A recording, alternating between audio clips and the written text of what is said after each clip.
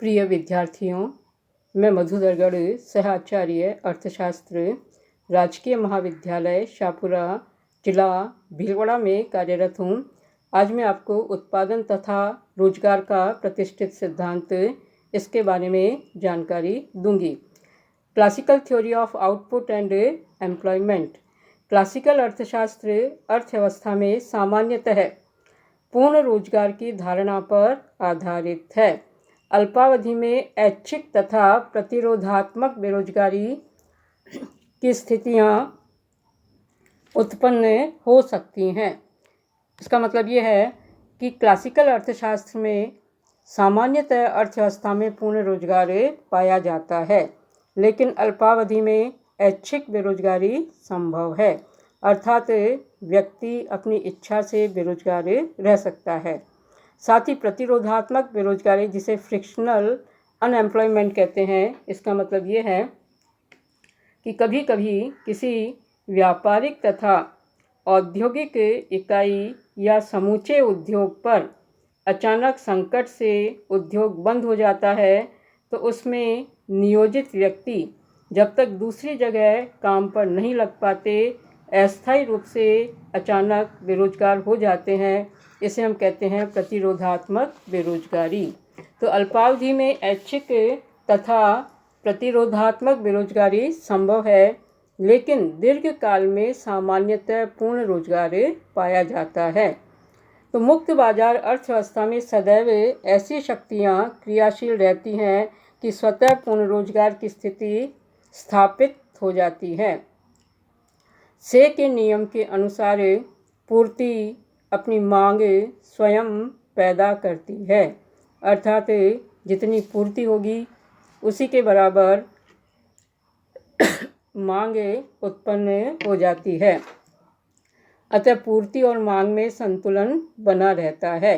अतः अर्थव्यवस्था में कुल मांग व कुल पूर्ति की समानता के कारण सामान्यतः पूर्ण रोजगार की स्थिति सदैव विद्यमान रहती है।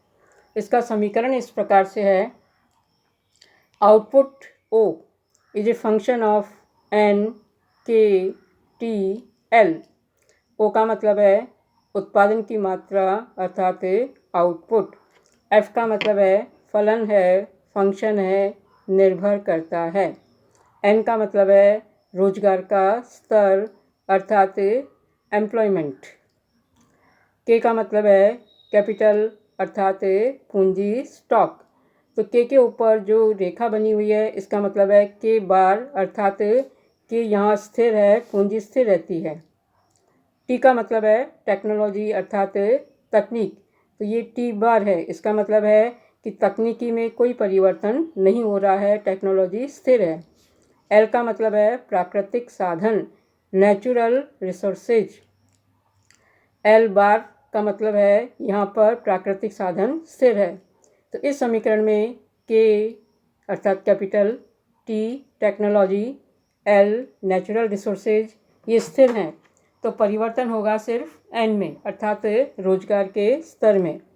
तो जो उत्पादन है यह मुख्यतः रोजगार पर निर्भर करता है, अर्थात उत्पादन ओ रोजगार एन का फलन है, या उत्पादन मुख्यतः रोजगार के स्तर पर निर्भर करता है। तो क्लासिकल सिद्धांत में रोजगार एन का निर्धारण श्रम की मांग एवं श्रम की पूर्ति के साम्य से होता है। श्रम की मांग, डिमांड ऑफ लेबर, वास्तविक मजदूरी का ऋणात्मक फलन है, अर्थात DL is a function of W/P जो कि बराबर है MPPL, अर्थात marginal physical productivity of labour, अर्थात श्रम की सीमांत भौतिक उत्पत्ति। तो डी है डिमांड ऑफ लेबर अर्थात श्रम की मांग। एफ है फलन है, फंक्शन है, निर्भर करता है।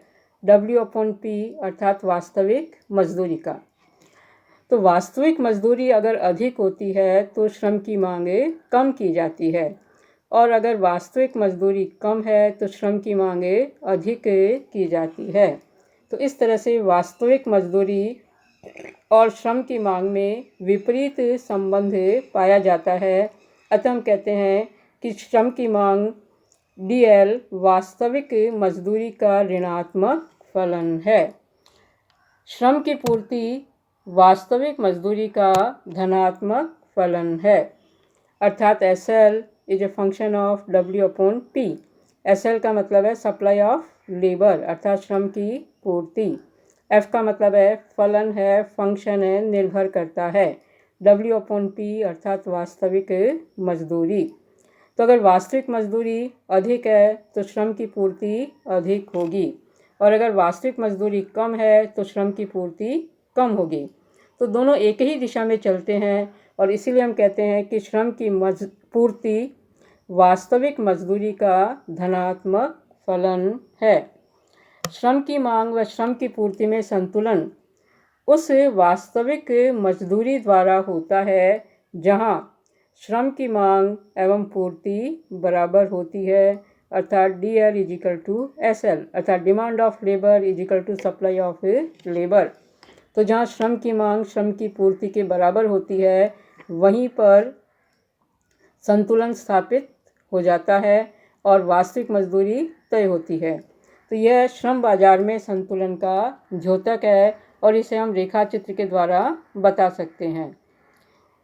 ये जो रेखा चित्र है इसमें x अक्ष पर हमने लिया है रोजगार ON, y अक्ष पर हमने लिया है वास्तविक मजदूरी W/P जो कि बराबर है marginal physical productivity of labour अर्थात श्रम की सीमांत भौतिक उत्पत्ति के बराबर।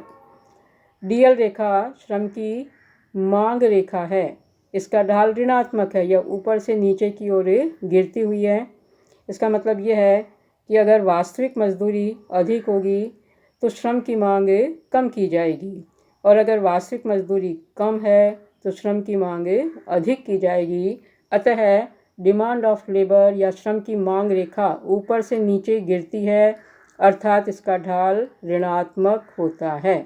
जबकि जो सप्लाई ऑफ लेबर है, श्रम की पूर्ति है, यह रेखा नीचे से ऊपर उठती हुई है, अर्थात इसका ढाल धनात्मक है। इसका मतलब यह है कि वास्तविक मजदूरी कम है तो श्रम की पूर्ति कम होगी, और अगर वास्तविक मजदूरी अधिक है तो श्रम की पूर्ति अधिक होगी। तो डिमांड ऑफ लेबर और सप्लाई ऑफ लेबर अर्थात श्रम की मांग और श्रम की पूर्ति दोनों एक दूसरे को एक बिंदु पर काटते हैं, तो ये कहलाता है संतुलन का बिंदु। इस संतुलन के बिंदु पर वास्तविक मजदूरी है W/P1 और रोजगार है ON1। ये जो ON1 रोजगार का स्तर है इसे हम ऊपर ले आते हैं। तो ऊपर वाले डायग्राम में x अक्ष पर हमने रोजगार का स्तर लिया है और y अक्ष पर हमने लिया है उत्पादन अर्थात आउटपुट O। तो ये जो वक्र हमने उत्पादन का लिया है, इस उत्पादन वक्र पर ON1 रोजगार के स्तर पर उत्पादन निर्धारित होता है OQ1। तो इस तरह से हम ये देखते हैं कि श्रम की मांग और श्रम की पूर्ति के सामने से पहले वास्तविक मजदूरी और रोजगार के स्तर का निर्धारण हुआ, और इस रोजगार के स्तर के आधार पर उत्पादन का निर्धारण होता है। तो कुल मिलाकर के क्लासिकल सिद्धांत में रोजगार का निर्धारण श्रम की मांग एवं पूर्ति की शक्तियों के साम्य से होता है, जबकि उत्पादन का निर्धारण रोजगार के स्तर द्वारा निर्धारित होता है। प्रतिष्ठित आर्थिक सिद्धांतों में समष्टि अर्थशास्त्र अंतर्निहित था। जैसे हमने यहाँ रोजगार लिया है तो ये रोजगार पूरे देश की अर्थव्यवस्था से संबंध रखता है। तो जितने भी आर्थिक चर हम यहाँ लेते हैं ये सब समष्टि अर्थशास्त्र से संबंध रखते हैं।